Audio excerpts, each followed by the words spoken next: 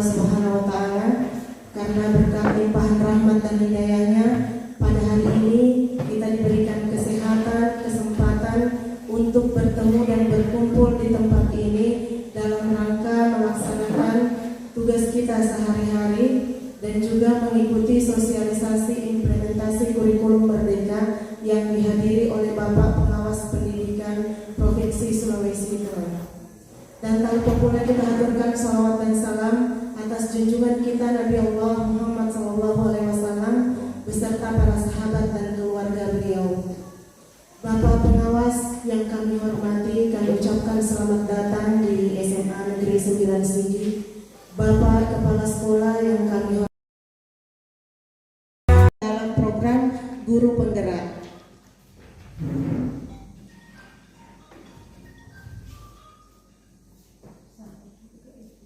Sebelum saya lanjut Bapak Ibu, sebentarnya saya ingin bertanya. Ada dua pertanyaan Bapak Ibu.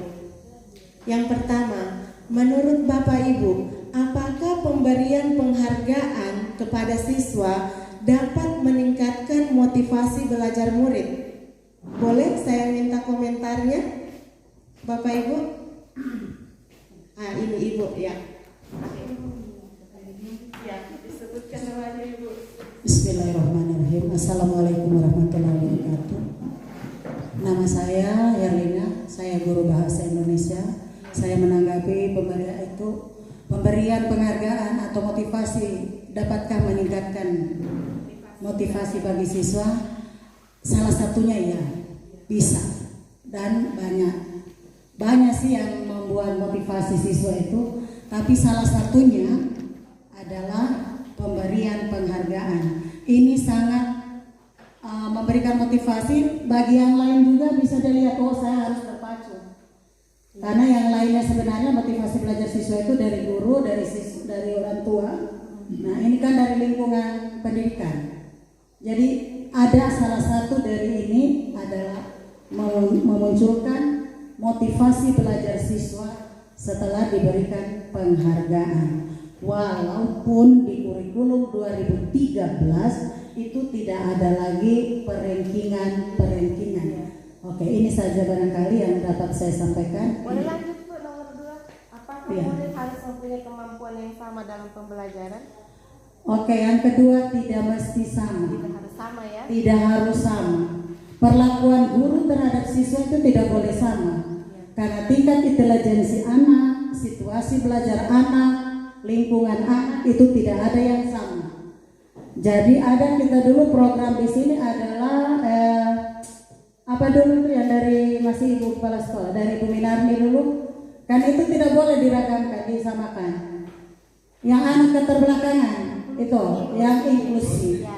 Nah, di sekolah kita ini ada yang inklusi, cuma tidak lagi didapatkan di dalam ada program pemerintah lagi. Jadi satu kata, tidak boleh sama perlakuan pembelajaran terhadap peserta didik, karena kita punya kemampuan, peserta didik kita guru saja berbeda kemampuannya masing-masing. Jadi tidak boleh, tidak harus memberikan pembelajaran yang sama terhadap siswa. Iya, terima kasih. Kita beri aplaus dulu Bapak. Ada dari perwakilan Boy mungkin, tadi dari ibu-ibu, bapak-bapak, ada yang bisa berkomentar bagaimana yang di sudut belakang ini? Ini yang pakai rompi ini kayaknya boleh ini. Ya, assalamualaikum warahmatullahi wabarakatuh. Nama saya Muhammad Idang. Saya mengajarkan mata pelajaran sejarah Indonesia dan sejarah peminatan. Berkaitan dengan pertanyaan tadi, yang pertama, pemberian penghargaan dapat meningkatkan motivasi belajar murid. Ya, menurut saya ini harus ya, agar supaya siswa itu termotivasi, baik dari siswa yang diberikan penghargaan ataupun siswa yang lain, agar supaya mereka berlomba-lomba dalam hal untuk mendapatkan keinginan dari seorang guru tersebut. Nah, seperti itu. Dan yang kedua, murid harus mempunyai kemampuan yang sama dalam pembelajaran. Ya, kalau tadi Ibu Herlina mungkin memiliki sudut pandang yang lain. Nah, begitu pula dengan saya. Kalau saya melihat dalam suatu pembelajaran, siswa itu harus mengetahui bersama-sama mengetahui agar supaya siswa itu tidak ada yang merasa saya tidak paham mata pelajaran tertentu. Nah, seperti itu. Jadi implementasinya itu harus semua siswa mengetahui, ya, walaupun dalam kelas itu ada yang sifatnya kan heterogen, ya, seperti itu. Ya, itu jawaban dari saya. Terima kasih. Assalamualaikum warahmatullahi wabarakatuh. Kita beri tepuk tangan yang meriah untuk Pak Idham. Selanjutnya masih ada Bapak Ibu yang mau memberikan pendapat? Pak Ustadz? Pak Ustadz, ya boleh. Saya kasih kesempatan untuk Pak Ustadz. Ya, assalamualaikum warahmatullahi wabarakatuh. Iya, terima kasih sebelumnya. Ya, pertanyaan pertama, pemberian penghargaan dapat meningkatkan motivasi belajar murid. Iya, memang ini sangat memberikan motivasi buat anak ketika kita memberikan sebuah penghargaan. Anak senakal apapun, ketika kita berikan satu penghargaan buat dia, itu akan memberikan perubahan dalam dirinya. Karena yang nakal, sehingga sangat mendukung ketika ada motivasi yang sering kita berikan kepada anak-anak kita. Jangan cuma kita masuk itu. Ini ada yang namanya HP. HP itu bisa memberikan motivasi buat anak-anak kita setiap hari. Kirim sebuah motivasi yang bisa membangun mereka. Dengan hal itu ada sebuah perubahan yang terjadi pada karakter anak kita. Itu yang pertama. Kemudian murid harus mempunyai kemampuan yang sama dalam pembelajaran. Memang dalam kenyataannya semua kemampuan siswa berbeda. Ada yang IQ-nya yang lebih, ada yang rendah. Sehingga dalam menghadapi anak yang punya kemampuan yang lebih, ada satu trik yang harus kita lakukan dalam hal itu. Salah satunya memberikan dorongan yang bisa menambah wawasannya. Yang kedua yang lama ini jangan kita lihat dalam hal, maksudnya biasa kita sudah tidak hadapkan dia yang tidak punya kemampuan dalam belajar, sehingga kita gunakan teman sebaya dari teman-temannya itu yang bisa memberikan pendidikan buat anak-anak yang kurang mampu ini. Nah, mungkin itu satu. Ya, sebelumnya Pak, saya mau contoh. Pak Ustadz mengatakan pemberian penghargaan itu baik untuk meningkatkan motivasi. Boleh saya bertanya, Bapak pernah memberikan penghargaan apa ke siswa? Salah satunya penghargaan yang saya berikan.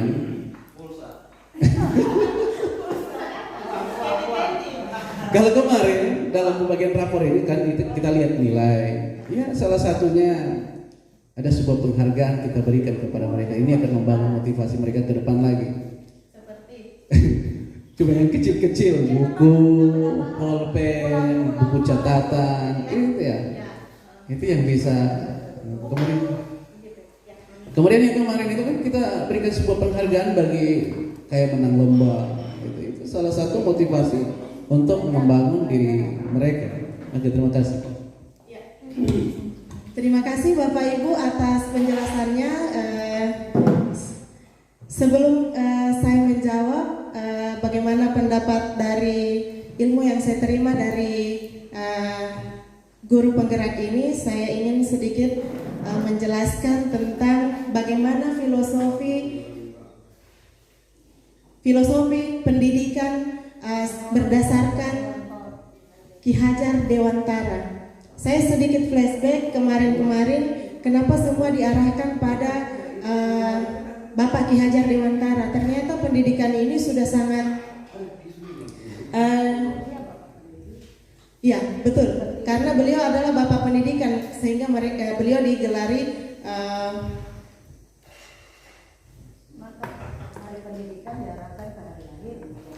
iya, benar sekali. Jadi tujuan pendidikan menurut Bapak Ki Hajar Dewantara yaitu untuk menuntun segala kodrat yang ada pada anak agar mereka dapat mencapai keselamatan dan kebahagiaan yang setinggi-tingginya baik sebagai manusia maupun sebagai anggota masyarakat. Jadi tujuan pendidikan sebenarnya hanya untuk menuntun anak, bukan untuk menuntut anak.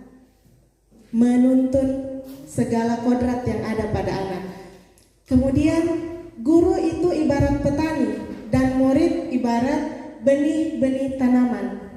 Diumpamakan seperti benih-benih jagung. Jadi kita ini guru sebagai petani, anak-anak ini benihnya. Bagaimana anak itu bisa bertumbuh, apakah dia sehat, apakah dia gemuk, itu tergantung kita petaninya. Seperti itu yang saya dapatkan. Jadi kalau petaninya sering memberikan pupuk atau menyemainya dengan baik, maka anak-anak itu akan tumbuh dengan baik. Kemudian guru itu menuntun kekuatan kodrat yang ada pada anak, baik itu kodrat alam maupun kodrat zaman. Jadi sebagai seorang guru, kita itu menuntun anak sesuai kodrat zaman dan kodrat alam.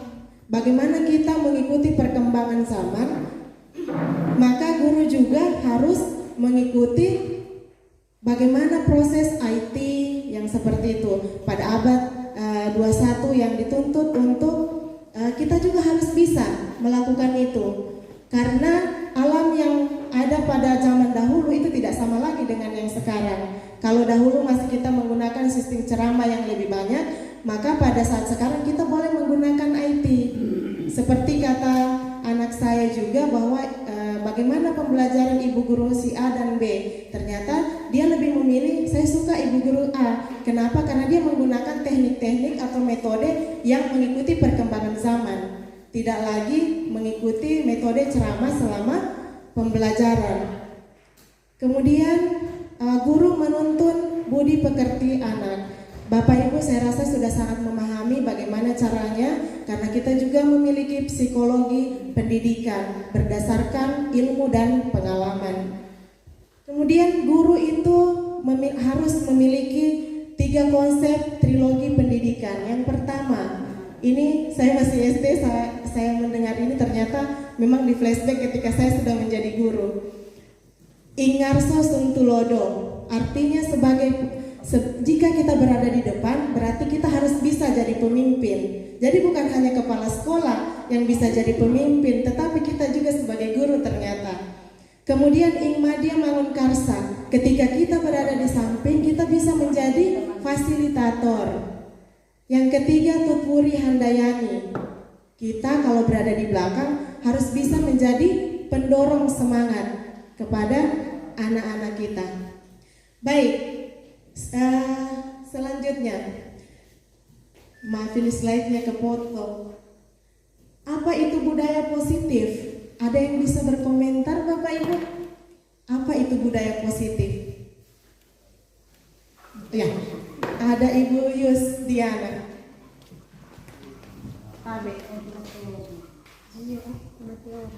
Terima kasih atas kesempatan yang diberikan. Menurut saya budaya positif adalah kebiasaan yang secara turun-temurun yang mengedepankan kebaikan.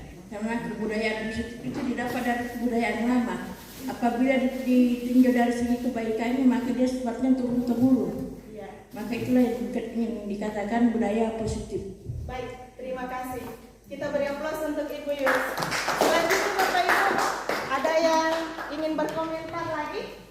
Saya sepakat dengan apa yang disampaikan Ibu Yus. Ada lagi? Oh ya, baik. Ada dari sudut belakang ini. Ya, terima kasih untuk kesekian kalinya. Apa itu budaya positif? Kita ketahui dulu apa itu budaya. Budaya itu tadi sudah dijelaskan Ibu Yus. Budaya adalah kebiasaan suatu masyarakat. Terus Yang dimaksud dengan positif ini apa? Kalau saya mengambil dalam hal pendidikan, seperti contoh, ketika kurikulum yang berada di negara-negara maju, nah ini yang harus kita copy paste agar supaya kita dapat mengikuti jejak dari negara-negara tersebut. Nah inilah yang dimaksud dengan kebiasaan negara lain yang kita copy paste agar supaya yang hal-hal positif. Nah, seperti itu. Kalau kebudayaannya bagus, ya inilah yang kita ambil. Kalau positif kita ambil, kalau tidak ya kita tinggalkan. Nah, seperti itu agar supaya pendidikan yang kita tempuh ini akan semakin maju. Nah, seperti itu. Terima kasih. Iya, terima kasih. Terima kasih Pak Idham. Kita beri tepuk tangan lagi untuk Pak Idham. Semangat Bapak Ibu. Apa konstruksinya sudah ada ini? Oke. Saya sepakat dengan apa yang disampaikan oleh Ibu Yus juga Pak Idham. Jadi budaya positif itu apa Bapak Ibu? Budaya positif itu adalah nilai-nilai, keyakinan-keyakinan dan kebiasaan-kebiasaan yang ada di sekolah yang berpihak pada murid agar murid bisa berkembang menjadi pribadi yang kritis, penuh hormat dan bertanggung jawab. Contoh 5S. Apabila kita sering menerapkan itu budaya 5S, maka senyum, salam, sapa, maka itu kan sopan dan santun. Jadi kalau kita budayakan seperti ini secara terus menerus dan berkesinambungan, sehingga itu menjadi kebiasaan yang tertanam di hati siswa tanpa kita lagi menyuruh, bahwa itu bisa menjadi budaya positif untuk sekolah. Itu sudah kita laksanakan. Yang kedua, kita sholat berjamaah Pak Ustadz ya, setiap sholat zuhur. Itu juga sudah berbudaya, menjadi budaya di sekolah kita. Jadi kebiasaan-kebiasaan yang baik itu bisa menjadi budaya positif yang ada di sekolah kita. Ini ada salah satu contohnya, ini ada budaya bersih-bersih dan lain sebagainya. Next, disiplin positif dan nilai-nilai kebajikan universal. Nah, di sini ada perubahan paradigma yang saya temukan di dalam konsep guru penggerak, yaitu bagaimana kita meluruskan miskonsepsi tentang makna kontrol. Apa itu kontrol? Nah, ini ada sedikit banyak.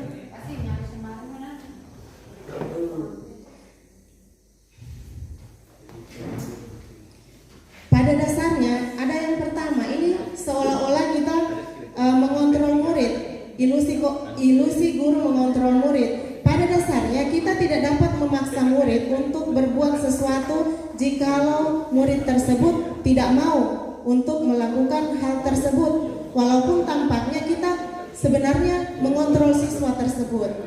Seperti itu. Nanti bisa kita baca selanjutnya, saya tidak berpanjang lebar. Kemudian ada lagi namanya ilusi bahwa semua penguatan positif efektif dan bermanfaat. Saya next Bapak Ibu ya.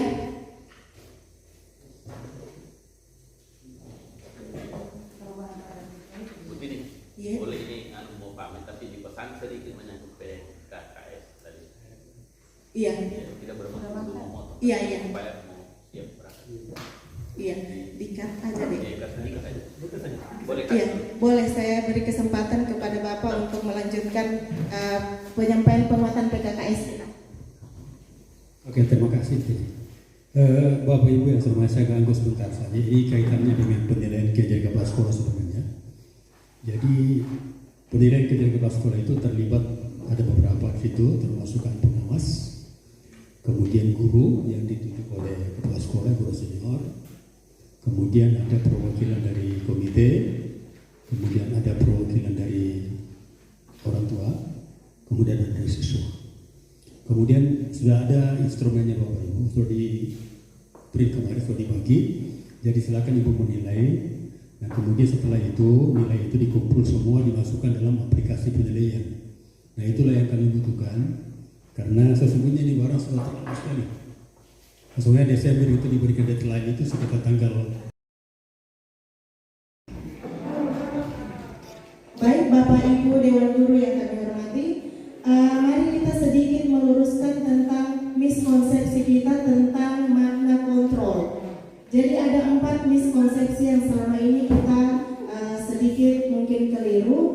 Yang pertama yaitu ilusi guru mengontrol murid. Jadi pada dasarnya kita tidak dapat memaksa murid untuk berbuat sesuatu jikalau murid tersebut memilih untuk tidak melakukannya. Walaupun tampaknya guru sedang mengontrol perilaku murid. Hal demikian terjadi karena murid sedang mengizinkan dirinya untuk dikontrol. Saat itu bentuk kontrol guru menjadi kebutuhan dasar yang dipilih murid tersebut. Seperti kita sebenarnya menyuruh anak tersebut kalau pagi-pagi datang, ayo nasi menyapu. Sebenarnya dia tidak mau, saya nanti kotor, saya ini sudah harum-harum, hand body, sudah pakai parfum, disuruh lagi angkat sampah. Sebenarnya tidak ingin melakukan hal tersebut, tetapi mungkin karena ada perasaan takut, jangan-jangan kata Ibu Sulastri di depan, saya takut. Oh ya, jangan-jangan Ibu Herlina, jangan baru melihat. Iya, seperti itu. Jadi mau tidak mau, ya diangkat. Nah, yang kedua, ilusi bahwa semua penguatan positif, efektif, dan bermanfaat. Jadi penguatan positif atau bujukan adalah bentuk-bentuk kontrol. Ini juga salah satu bentuk kontrol kalau kita mau membujuk supaya orang mau melakukan hal yang kita inginkan. Yang ketiga yaitu ilusi bahwa kritik dan membuat orang merasa bersalah dapat menguatkan karakter. Nah, apakah itu bisa menggunakan kritik dan rasa bersalah untuk mengontrol murid menuju pada identitas gagal? Selanjutnya yaitu ilusi bahwa orang dewasa memiliki hak untuk memaksa. Banyak orang dewasa yang percaya bahwa mereka memiliki tanggung jawab untuk membuat murid-murid berbuat hal-hal tertentu. Apapun yang dilakukan dapat diterima selama ada sebuah kemajuan berdasarkan sebuah pengukuran kinerja. Pada saat itu pula orang dewasa akan menyadari bahwa perilaku memaksa tidak akan efektif untuk jangka waktu panjang dan sebuah hubungan permusuhan akan terbentuk. Jadi kalau kita proses paksa memaksa. Next, perubahan paradigma tentang bagaimana itu stimulus respon, bagaimana itu teori kontrol. Jadi kalau dia stimulus, ada respon. Bagaimana Pak Fadil? Ada stimulus, ada respon. Kalau lapar, makan. Iya, betul. Jadi realitas kebutuhan kita sama kalau dia di stimulus respon. Tetapi kalau dia di teori kontrol, realitas kebutuhan kita berbeda karena sudah ada kontrol dari dalam diri. Kemudian di stimulus respon semua orang melihat hal yang sama.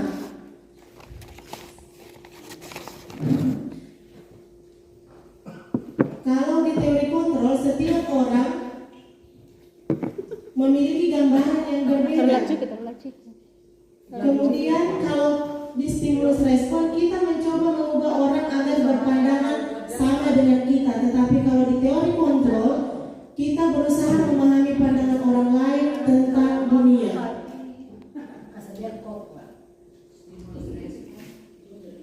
Kemudian perilaku buruk dilihat sebagai suatu kesalahan. Tetapi kalau di teori kontrol semua perilaku memiliki tujuan. Jadi semua orang berperilaku memiliki tujuan kalau kita di teori kontrol. Tetapi kalau di stimulus respon, kalau dia buruk berarti itu suatu kesalahan. Karena sudah ada rumusnya. Orang lain bisa mengontrol saya, tetapi kalau dia dikontrol, Anda tidak bisa. Hanya Anda yang bisa mengontrol diri Anda. Next. Apa itu disiplin? Disiplin itu artinya berasal dari bahasa Latin ya, yaitu disiplina, yang artinya belajar. Makna asal dari kata ini berkonotasi dengan disiplin diri dari murid-murid. Itu yang dikatakan oleh Sokrates dan Plato. Kemudian disiplin diri membuat orang menuju semua tujuan apa yang ingin dia dihargai. Namun dalam budaya kita, makna kata disiplin telah berubah menjadi sesuatu yang dilakukan seseorang pada orang lain untuk mendapatkan kepatuhan atau kecenderungan umum.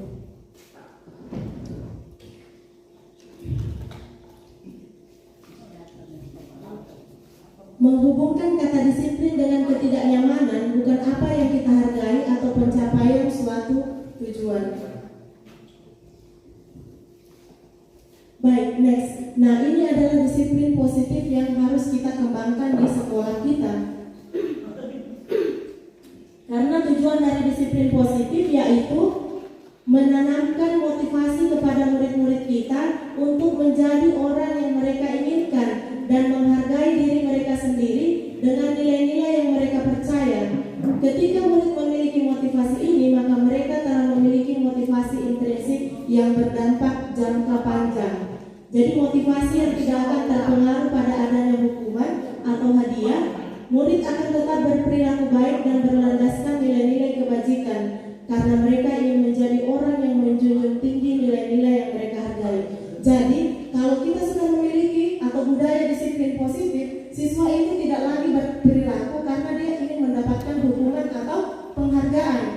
Tetapi dia sudah mau melakukan hal tersebut berdasarkan motivasi intrinsik yang ada dari dalam dirinya, karena dia sudah sadar bahwa oh ini saya lakukan karena dampaknya seperti ini, manfaatnya seperti ini. Nah, bagaimana disiplin positif itu bisa terjadi? Dengan cara kita membiasakan diri. Kita sebagai guru bisa memfasilitasi. Baik, next. Ya. Kemudian ada namanya nilai-nilai kebajikan universal.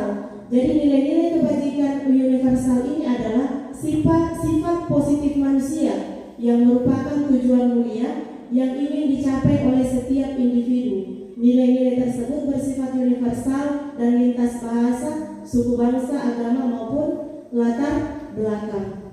Jadi kalau menurut Dr. William Glasser pada teori kontrol bahwa setiap perilaku atau perbuatan memiliki suatu tujuan. Next.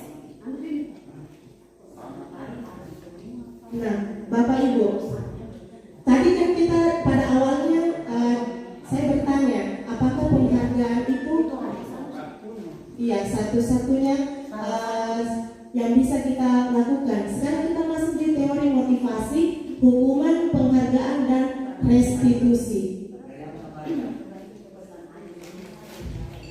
Nah, di sini ada namanya teori motivasi perilaku manusia. Yang pertama yaitu teori motivasi ada dua. Yang pertama dari faktor eksternal, yang kedua dari internal. Yang bagaimana yang eksternal? Kalau dia motivasi eksternal itu berasal dari luar dirinya karena dia ingin menghindari ketidaknyamanan atau hukuman. Yang kedua, untuk mendapatkan imbalan atau penghargaan dari orang lain.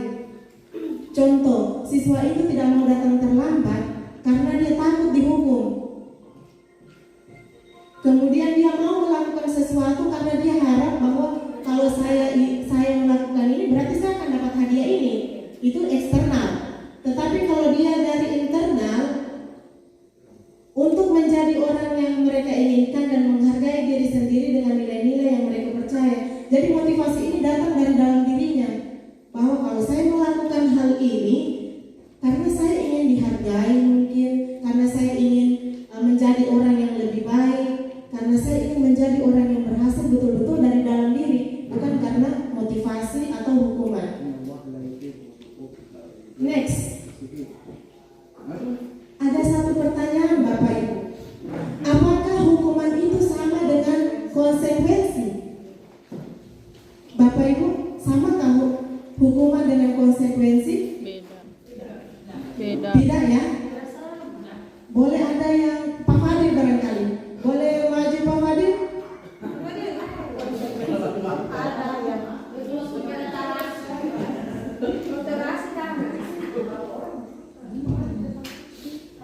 Jangan terlalu mengagung-agungkan orang.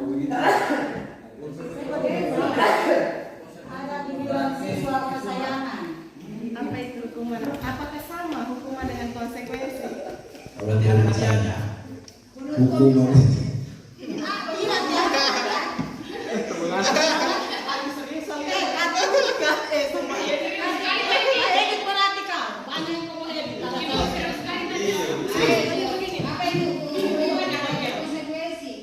Kalau hukuman ini menurut saya itu tindakan terhadap siswa yang berbuat salah. Sementara konsekuensi itu perjanjian. Perjanjian. Iya.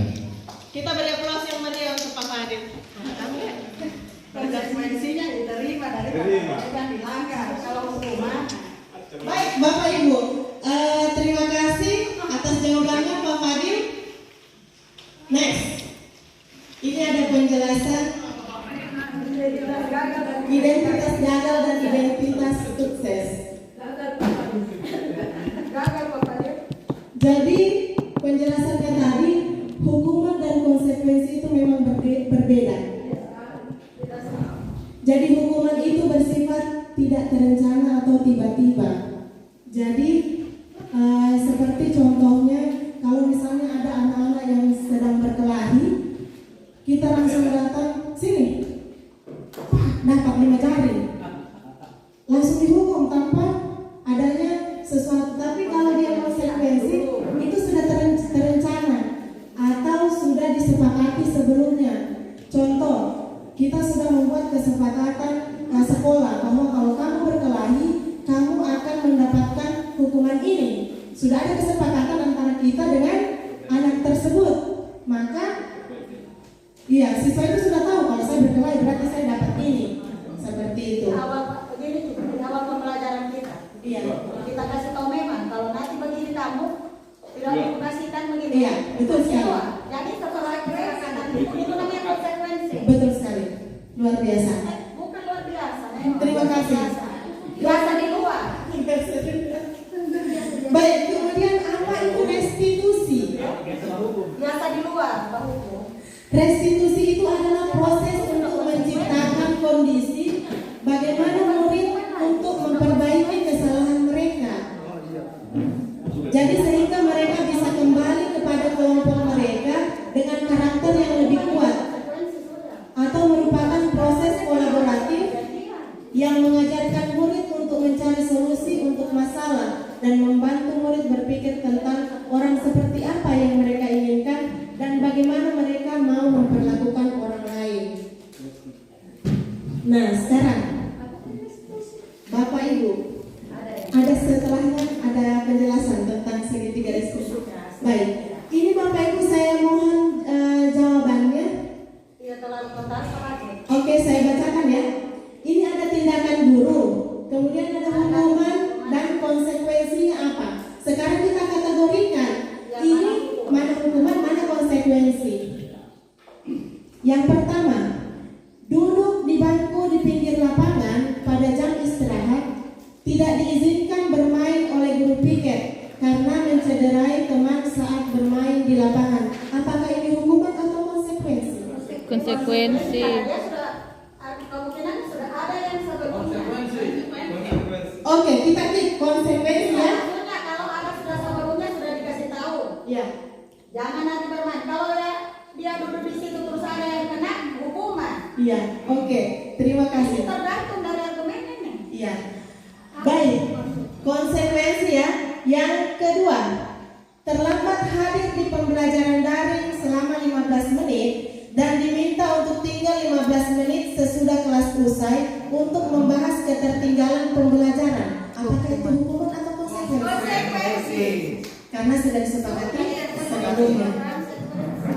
Yang ketiga, lari mengelilingi lapangan basket 2 kali karena terlambat 10 menit untuk pelajaran PJOK.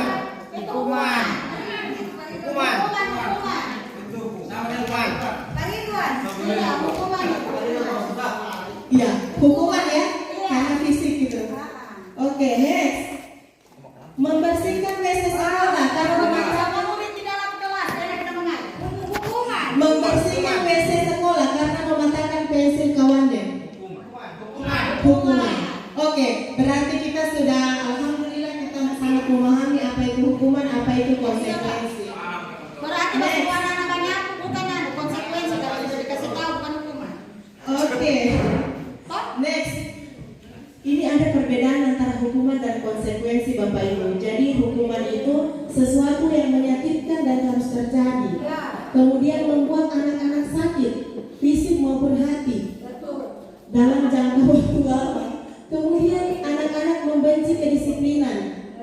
kemudian dipaksa, itu adalah hukuman. Mendorong anak menyakiti diri sendiri, konsep diri yang buruk, anak belajar untuk menyembunyikan kesalahannya.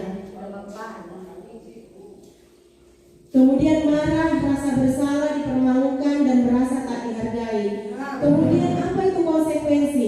Jadi konsekuensi itu sesuatu harus terjadi, karena dia sudah tahu sebelumnya ya. Kemudian membuat anak merasa tidak nyaman dalam waktu jangka yang pendek. Kemudian anak menghargai disiplin, ada stimulus tanggapan, mendorong anak agar mudah menyesuaikan diri. Kemudian konsep diri yang baik, anak belajar untuk mematuhi peraturan. Kemudian kehilangan hak, dibuat tidak nyaman, diasingkan untuk sementara waktu, seperti diskors ya. Next. Nah, ini jawaban tadi Bapak Ibu. Tadi kan kita sampaikan, saya juga sebelumnya berpendapat seperti itu, bahwa kalau kita memberi penghargaan kepada anak, itu salah satu bentuk atau trik kita untuk memotivasi anak. Saya juga sepakat itu. Sebelum saya memasuki ini sangat baik. Ternyata ini ilmu yang pertama saya dapat ketika di situ, bahwa dihukum oleh penghargaan itu bersifat hukuman. Ternyata penghargaan, padahal menurut saya semangat untuk bekerja karena saya dapat penghargaan, tetapi itu ternyata tidak boleh sering dilakukan karena berpengaruh jangka pendek dan jangka panjang.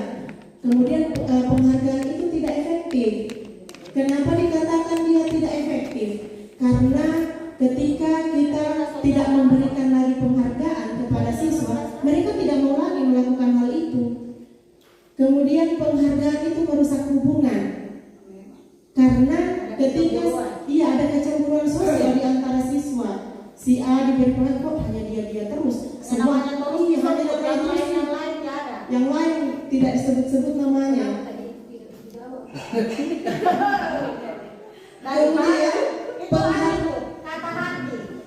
penghargaan mengurangi ketepatan. Jadi dia mengurangi ketepatan. Ketika di saat dia diberi penghargaan, dia akan melaksanakan kegiatan itu dengan tepat waktu. Ketika tidak, diabaikan saja. Seperti kemarin, ada yang disuruh kerja standar itu tidak dikerja karena mungkin kurang penghargaan, Pak. Betul, itu sangat betul. Tapi mau tidak Pak, bercanda saya, Pak. Just kidding, Bapak Ibu. Tidak, mau tidak mau suka tidak suka masih ada itu yang mau dihargai itu. Bagaimana dengan Makanya jangan memberi penghargaan kalau begitu. Saya makanya tidak begitu. Bagaimana, Pak Fadi? juara pada satu Juara ya? itu kan saya rasa itu tidak bisa juga karena akan berpengaruh dengan teman-teman. Iya, mereka begitu. Saya tidak Tidak perlu kita umumkan lagi juara. Saya tidak ada. Setiap Tidak penerimaan. pernah saya umumkan ada juara. Iya kan di K13 tidak ada lagi. K13 tidak menuntut itu. Kayak kemarin kita tidak ada lagi. Saya di kelas saya tidak ada, saya umumkan siapa juara. Iya betul sekali. Tapi sebenarnya itu ada manfaatnya kalau Tapi kita mau tidak mau kan ada reward. Toh? Ya, ada sebenarnya punishing ini kan ada ada sebenarnya. Temannya kan di sini. Iya betul sekali. Kemudian Bapak Ibu, penghargaan mempengaruhi motivasi intrinsik. Ya, jadi motivasi dari dalam dirinya akan terpengaruh karena adanya penghargaan. Kemudian penghargaan mendukung. Iya betul. Kemudian penghargaan itu mematikan kreativitas. Penghargaan menurunkan kualitas karena nanti dapat Karena ini. begini kita sudah kerja, sudah apa? Tidak jadi ada cara hanya yang mana yang juara itu harus disebut-sebut namanya. Betul. Akhirnya yang lain itu usah Jo, cuma dia kasih dia. Kan itu. Iya. Yang lain mendongkol, yang lain mendongkol. Iya. Kayaknya saya Iya. Boleh. Saya suka ini. Perubahan paradigma di kurikulum merdeka. Iya, ini sangat memberikan wawasan kita. Sebenarnya ini kalau saya lihat tadi di dalam Islam sudah ada. Innallaha la yughayyiru ma biqaumin hatta yughayyiru ma bi anfusihim. Coba, sesungguhnya manusia tidak akan berubah kalau bukan dirinya sendiri yang berubah. Artinya Bersama dengan apa ini? Dasar ayat ini yang mengacu pada kurikulum 2013. Kurikulum Merdeka. Artinya bahwa perubahan itu sebenarnya walaupun banyak motivasi apa yang kita berikan, kalau dari anaknya sendiri tidak berubah, maka dia tidak akan menjadi lebih baik dalam kehidupan. Iya, artinya ini sebenarnya dari kesadaran masing-masing pribadi, sehingga saya bisa mengambil satu beberapa poin daripada kami sampaikan tadi, berarti mengacu ke situ dia, mengacu dengan satu ayat tadi bahwa walaupun kita banyak memberikan ini, kalau kesadaran pribadinya tidak ada, otomatis dia tidak akan berubah. Oke, silakan. Iya, terima kasih Pak Ida. Boleh di sini Pak Ida? Di sini boleh.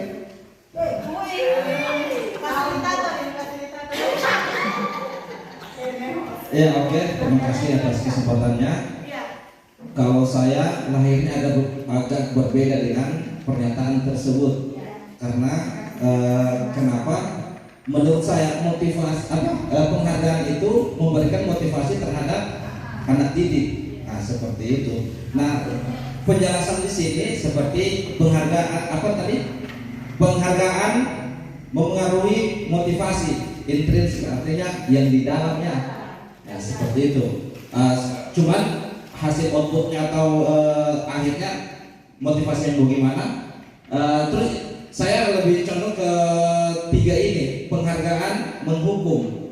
Mana yang tadi? Penghargaan mana tadi? Yang di bawah itu. Penghargaan mematikan kreativitas. Nah, ini penghargaan mematikan kreativitas. Nah, kan tadi saya mau bertanya, pertanyaannya apa? Bagaimana itu yang dimaksud kita memberikan penghargaan kepada siswa, namun mematikan kreativitasnya untuk melakukan sesuatu. Nah, ini berikan penjelasan mungkin yang lebih yang bisa ditangkap logika saya agar supaya saya bisa berarti betul ini yang bahwa penghargaan itu dapat mempengaruhi atau mematikan kreativitas anak. Ya, terima kasih. Assalamualaikum warahmatullahi wabarakatuh. Terima kasih kalau saya ucapkan untuk Pak Ustadz yang sudah memberikan pencerahan. Kemudian yang kedua Pak Ilham,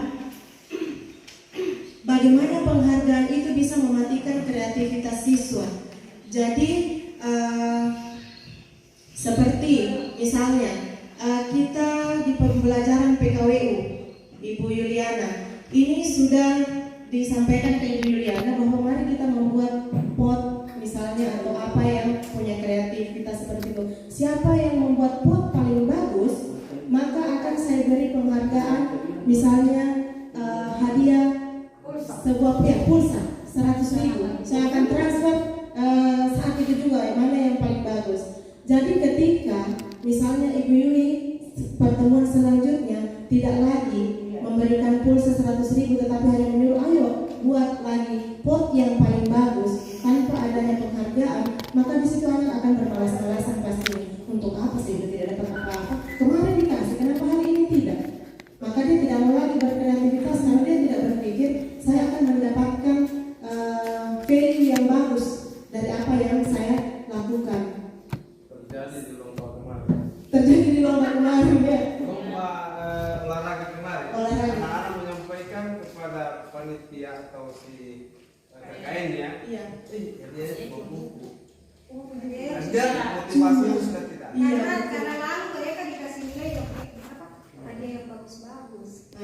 Ya, kemarin kita berikan yang lebih bagus ketika kegiatan yang ini. Dari KKN mereka menyampaikan hadiahnya cuma buku. Nah, itu berarti sudah tidak mau lagi. Dia punya keinginan untuk mengikuti olahraga. Cuma kemarin kita memang salah juga, memang kemarin kasih pandangan ke siswa. Yang kemarin memang betul sebelumnya itu memang besar itu bonus, ini bukan buku karena ada pendaftaran. Kemarin kan kita sampaikan bahwa ini kita tidak pakai pendaftaran berarti tidak ada yang panitia apa saja yang bisa.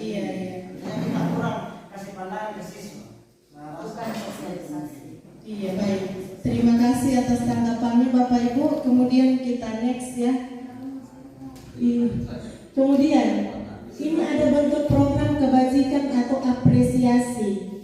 Dalam memberikan apresiasi atau pengakuan perlu diingat beberapa hal. Yang pertama, beri pengakuan secara khusus, bisa dilakukan. Kemudian beri pengakuan secara pribadi. Kemudian beri pengakuan kepada semua murid secara bergantian. Contoh apresiasi. Contoh apresiasi pembuka ya. Ini pada situasi, misalnya ada situasi pada saat menolong murid baru di kelas, pada saat menolong murid baru di kelas kita. Nah, kita bisa memberi apresiasi, misalnya begini. Kemarin Bapak atau Ibu perhatikan ya, rasa empatimu sangat besar sekali. Nah, itu bentuk sebuah untuk mendorong motivasi intrinsik dari dalam dirinya. Oh, ternyata saya melakukan kebaikan ya dengan cara seperti itu. Jadi akan sadar ternyata itu baik dilakukan. Kemudian pada saat kamu membantu teman-temanmu dalam tugas kelompok, jadi Bapak Ibu bisa menghargai kepada anak. Ternyata kamu mempunyai rasa kepedulian yang sangat tinggi. Itu boleh disampaikan ke anak. Kita sentuh dia dari dalam seperti itu. Kemudian yang selanjutnya pada saat memungut kertas-kertas yang berserakan, jadi tanpa disuruh, kita Bapak Ibu boleh berterima kasih kepada mereka. Ternyata kamu sangat bertanggung jawab. Seperti itu. Boleh kita berikan apresiasi seperti itu kepada siswa.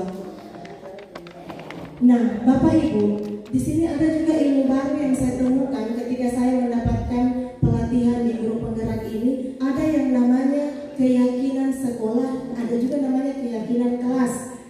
Yang bagaimana itu keyakinan kelas? Jadi setiap sekolah kita tahu bahwa kita punya tata tertib atau aturan. Tetapi tata tertib dan aturan itu kita buat secara bersama antara guru, dewan guru, komite dan juga masyarakat, kepala sekolah. Tetapi hanya di kalangan kita dan ada beberapa perwakilan siswa. Tetapi ada yang namanya keyakinan sekolah, ada namanya keyakinan kelas. Nah, kita masuk di keyakinan kelas.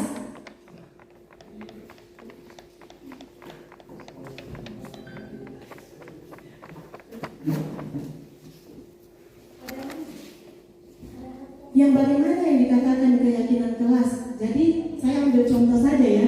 Kalau kita dalam pembelajaran sekarang saja dalam kegiatan seperti ini, kita membuat keyakinan kelas kita sebelum kita masuk di IHT atau sosialisasi. Yang pertama yang kita lakukan, kita membuat kesepakatan antara instruktur dan juga peserta atau antara guru dan siswa. Kita membuat keyakinan kelas.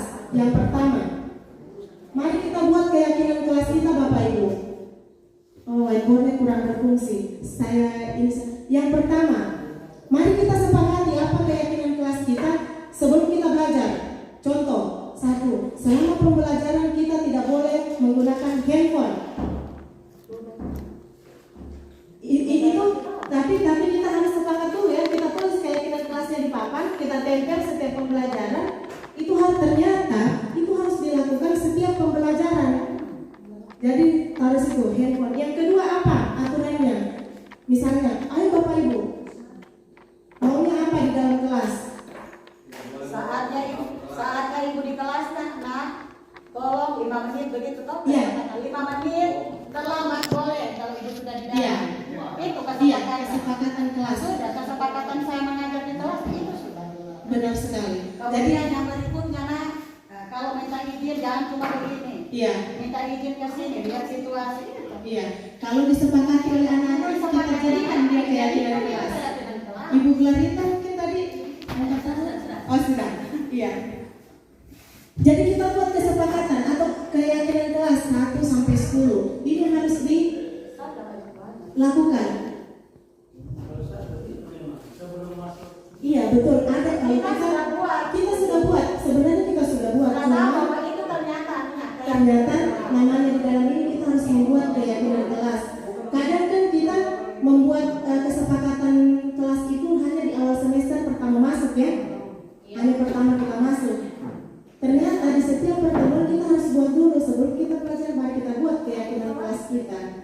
seperti itu. Next.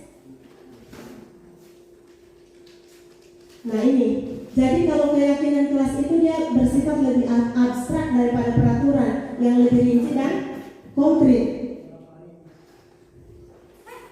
Kemudian keyakinan kelas berupa pernyataan-pernyataan yang universal. Keyakinan kelas hendaknya tidak terlalu banyak sehingga mudah diingat dan mudah dipahami oleh semua warga kelas. Contoh seperti kalau lagi belajar, jangan keluar masuk seperti kata Ibu Herlina tadi. Kalau disepakati, ayo. Begini, saya kan lima grup bahasa Indonesia. Saya bilang kalau nanti kalau pas pelajaran kamu sakit, berizin saja di WA grup bahasa Indonesia itu. Kamu tidak bisa mengikuti pelajarannya ini, tidak usah pusing-pusing. Iya, betul. Itu keyakinannya yang seperti itu yang dibuat. Iya, betul. Sebenarnya kita sudah lakukan memang dari dulu, tinggal ditekankan lagi di implementasi kurikulum Merdeka ini. Kemudian semua warga kelas hendaknya ikut berkontribusi dalam pembuatan keyakinan kelas lewat kegiatan curah pendapat. Kemudian bersedia meninjau kembali keyakinan kelas dari waktu ke waktu. Nah ini, kalau keyakinan kelas di pertemuan pertama kurang efektif, di pertemuan kedua boleh kita rubah. Jadi tidak serta-merta di pertama itu, misalnya pokoknya kalau kamu tidak masuk 80% di kelas, kamu tidak boleh ikut ujian.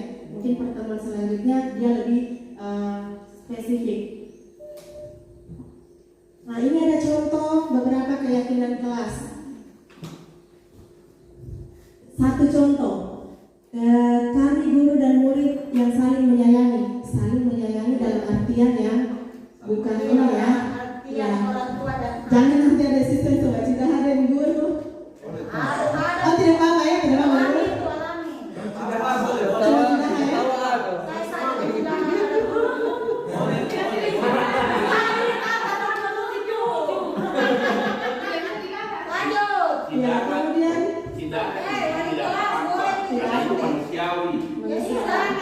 Boleh di copy paste saja itu. Contoh, kemudian kami guru dan murid yang saling menghargai. Kami guru dan murid. Boleh di copy. Ada murid yang tidak seperti itu.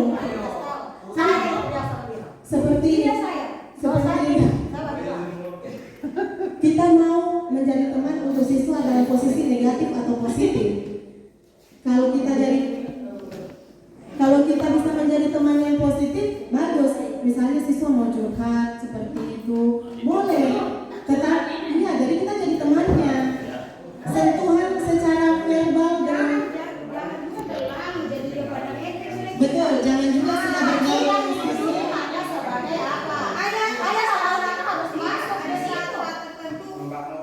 Saya pernah bilang kalau bukan saya tidak jadi apa.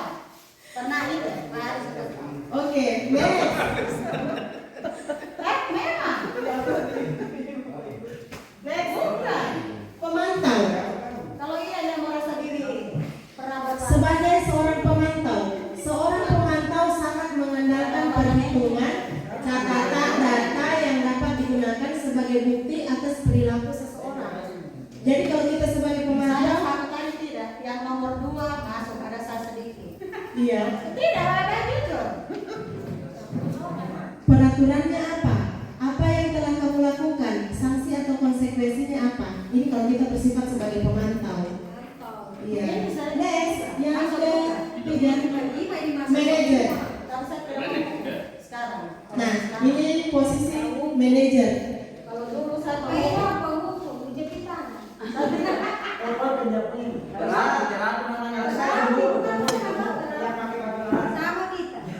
Kalau kita sebagai manajer, guru itu berbuat bersama dengan murid, mempersilahkan murid mempertanggungjawabkan perilakunya, mendukung murid agar dapat menemukan solusi atas permasalahannya sendiri. Jadi, kalau kita bersifat sebagai manajer, apa yang kita yakini? Kembali ke keyakinan kelas tadi. Kalau kita melakukan kesalahan, kemudian apakah kamu meyakininya? Habis 6 bulan silakan Ibu Hartini. Kemudian jika kamu meyakininya, apakah kamu bersedia untuk memperbaikinya? Kemudian jika kamu memperbaiki ini, hal ini menunjukkan apa tentang dirimu? Apa rencana kamu untuk memperbaiki hal ini? Itu kalau kita di posisi manajer dan kita disarankan untuk berada di posisi manajer atau pemantau atau teman. Kemudian ini yang namanya segitiga restitusi Bapak Ibu. Ini namanya segitiga restitusi. Tadi kan ada restitusi 5 kontrol. Sekarang kita masuk di segitiga restitusi. Bagaimana cara menghadapi siswa yang bermasalah atau melakukan sebuah kesalahan di dalam sekolah. Nah, ini ada segitiga restitusi yang merupakan suatu proses dialog yang dijalankan oleh guru atau orang tua agar dapat menghasilkan murid yang mandiri dan bertanggung jawab. Bagaimana cara melakukan hal tersebut? Jadi Bapak Ibu, ketika anak-anak melakukan sebuah kesalahan, tapi nanti kan dilihat juga kesalahannya apa.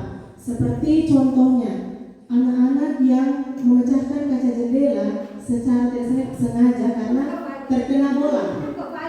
Iya. Jadi yang pertama kita lakukan yaitu kita menstabilkan identitas dulu kepada anak. Kita panggil, kita stabilkan dulu identitasnya, kemudian kita menanyakan keyakinan kelas kita tadi. Kan kita sudah punya keyakinan kelas. Kemudian kita validasi tindakan yang salah. Bagaimana caranya menstabilkan identitas Bapak Ibu? Kita boleh panggil misalnya Pak Haris, misalnya namanya Haris. Haris, Ya Bu. kamu Yang memecahkan kaca. Iya, apakah kamu yang memecahkan kaca tadi? Iya, Bu. Iya. Nah, kalau memang kamu. Ini cara menstabilkan identitas. Bahasa-bahasa yang kita keluarkan ketika kita mau menstabilkan identitas seperti Haris berbuat salah itu tidak apa-apa. Tidak ada manusia yang sempurna. Itu distabilkan dulu identitasnya. Tetapi nanti dia dimasukkan ke yang selanjutnya. Kita ini ada bahasa-bahasa seperti ini. Kalau kita misalnya ada di guru bimbingan konseling, jadi kita membantu siswa seperti itu. Mudah-mudahan kita punya jiwa-jiwa yang seperti ini. Saya pernah melakukan kesalahan seperti itu, jadi bukan cuma Pak Haris. Kemudian setelah itu kita validasi tindakan yang salah. Misalnya kita sanjung lagi dia, jadi benar Haris kamu melakukan itu? Dijawab iya benar. Nah kita sampaikan bahwa sebenarnya tadi kamu tidak hanya bisa memecahkan satu ya, 2 semuanya bisa kamu pecahkan kan? Pas kita ini dia pasti akan merasa iya. Padahal kamu bisa melakukan yang lebih buruk dari itu, atau kamu pasti punya alasan mengapa melakukan hal itu. Kita tanya alasannya. Haris, kenapa kamu memecahkan kaca jendela tersebut? Tidak sengaja, Bu. Nah, pasti jelaskan tidak sengaja, bla bla bla. Tadi kan sudah dibilang kamu tadi jangan main bola di situ. Iya. Itu sudah betul sekali, betul. Itu karena ada keyakinannya ya. Tidak Bu, soalnya tidak terlibat cinta. Jawab. Ya, seperti itu. Ya, kamu pasti punya alasannya sudah digali. Kamu kenapa sekarang malas kita bikin malah aja? Soalnya ibu cintaku ditolak. Nah, ini sudah diingatkan kan? Sudah diingatkan. Kemudian kita ke validasi. Ini kita tanyakan ulang keyakinan tadi. Kan sudah tahu dia salah ini. Dan kemudian kita tanyakan lagi, apa yang kita percaya sebagai keyakinan kelas kita? Masih ingat keyakinan kelas kita? Pasti masih. Tadi kan dikatakan tidak boleh main bola di depan ini sehingga memecahkan. Jadi dia akan merasa bersalah dari dalam diri. Setelah itu, kalau dia sudah sadar, kita carikan solusi. Jadi solusinya bagaimana? Kalau dia bilang boleh saya mengganti kaca itu, alhamdulillah. Berarti selesai masalah ya. Kalau dia bilang maaf ibu, Saya tidak punya uang. maaf ibu. Jadi kita ini agak-agak lucu. Berarti saya bertanya ulang ini. Dan kita sebagai guru harus mengatakan ke dia begini Jona. Nanti ibu yang gantikan ini kaca, kemudian nanti kamu cicil saja selama beberapa bulan. Baiknya guru ini. Baiknya ini agak susah memang diterima, tapi kenyataannya di lapangan mereka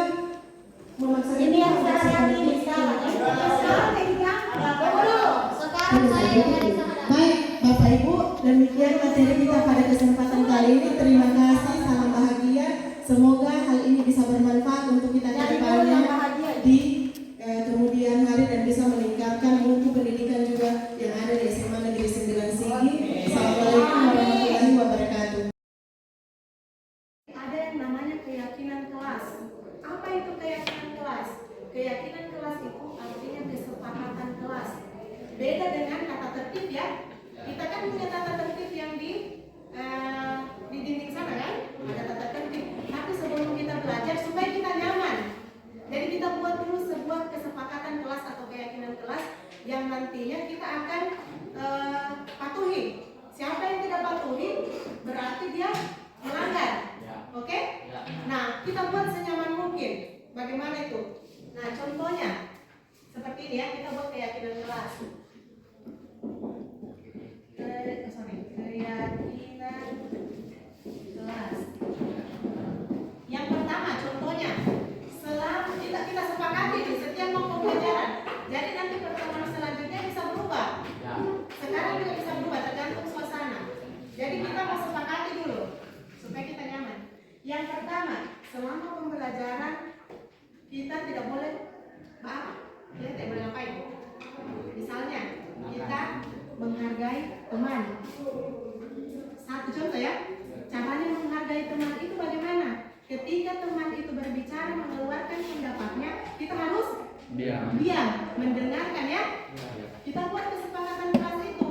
Yang kedua, misalnya selama pembelajaran kita tidak boleh menerima telepon atau menggunakan handphone.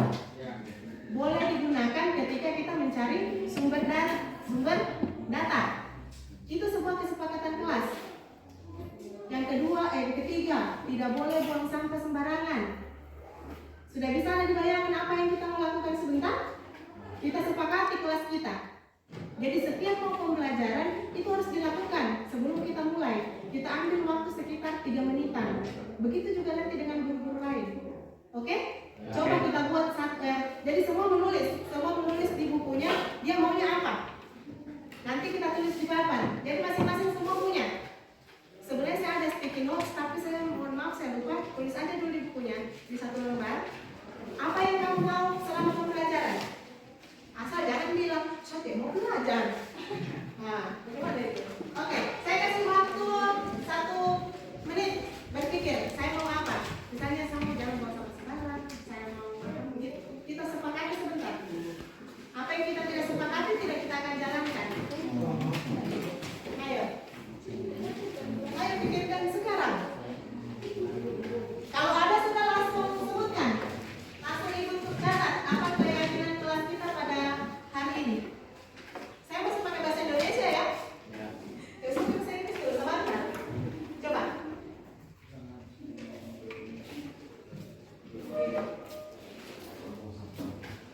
Jangan buang sampah sembarangan.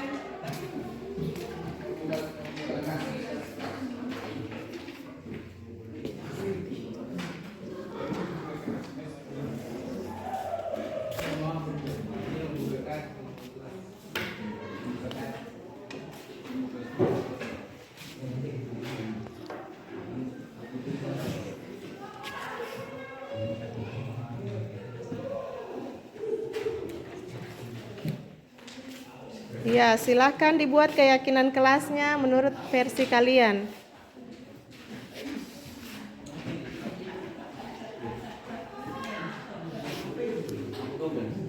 Sudah? Sudah ditulis? Ini keyakinan kelasnya yang akan disebutkan. Maunya apa? Misalnya tidak mengganggu teman.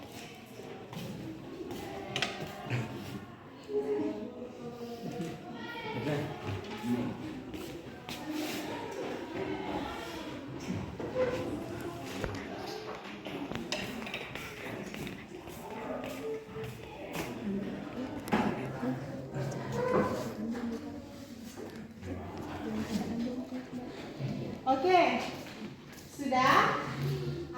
Oke, coba sebutkan satu. Kita bisa sepakati. Satu? Membuka? Semua sepakat? Kalau nggak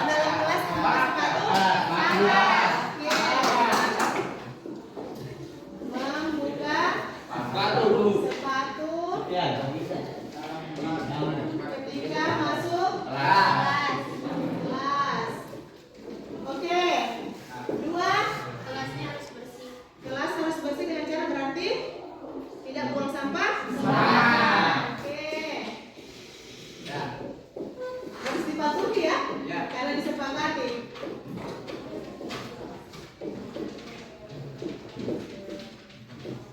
Oke. 3, tidak boleh ribut. Kecuali lagi boleh berdebat itu kalau ada diskusi. Ya itu. Tidak boleh. Apa bahasa Indonesia yang bagus? Tidak boleh ribut.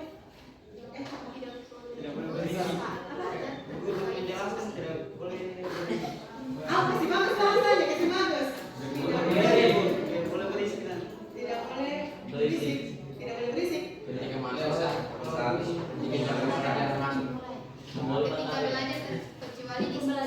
Oh ya, tidak berisik ketika belajar kecuali diskusi. Ayo, tidak boleh. Sepakat itu?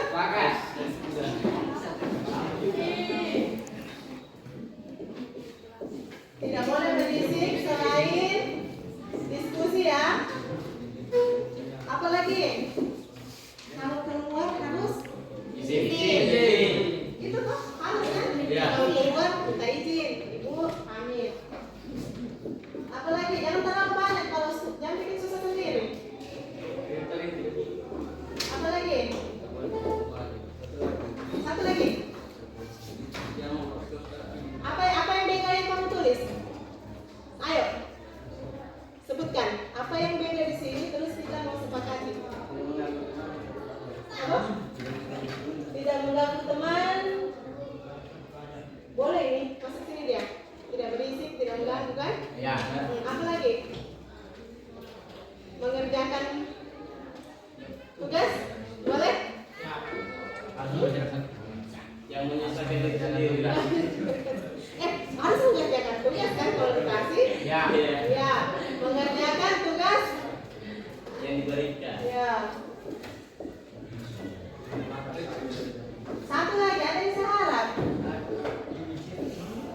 Satu lagi. Ada satu yang penting.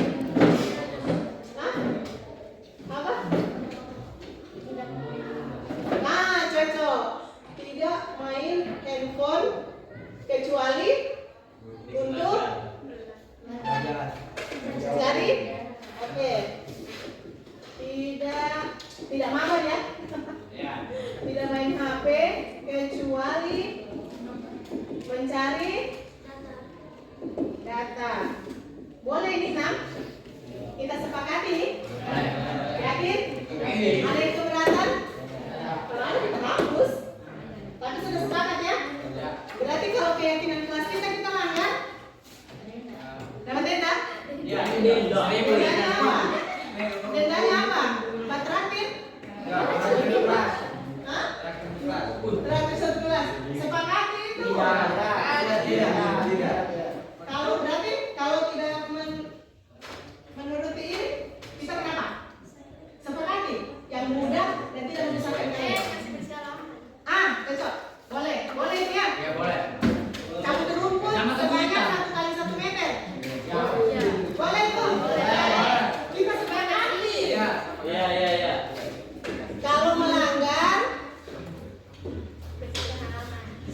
cabut rumput 1 meter kali 1 kali 1 meter.